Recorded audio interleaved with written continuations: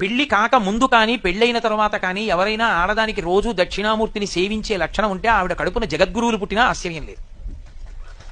శృంగేరి పీఠాధిపత్యం వహిస్తున్నటువంటి భారతీ తీర్థస్వామి వారు వాళ్ళ అమ్మగారి కడుపున ఎందుకు పుట్టారో తెలుసా? ఒకసారి నేను శృంగేరి వెళ్ళినప్పుడు హరిప్రసాద్ గారు నన్ను భారతీ తీర్థస్వామి వారి అమ్మగారి దగ్గరికి తీసుకెళ్లారు.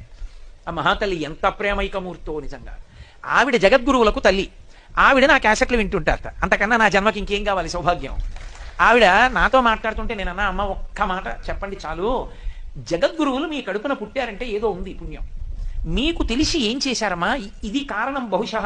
ఏమంటే శృంగేరికి పీఠాధిపత్యంలో కూర్చోడం అంటే మాటలండి, అది సార్వభౌమ పీఠం. అపరశంకరాచార్యుల వారు నడిచే శారద మాటల.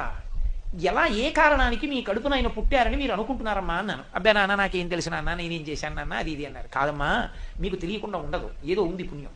ఏ పుణ్యానికి మీకు అటువంటి కొడుకు పుట్టాడో దయచేసి నాకు చెప్పండి తల్లి అని అడిగాను. అడిగితే ఆవిడ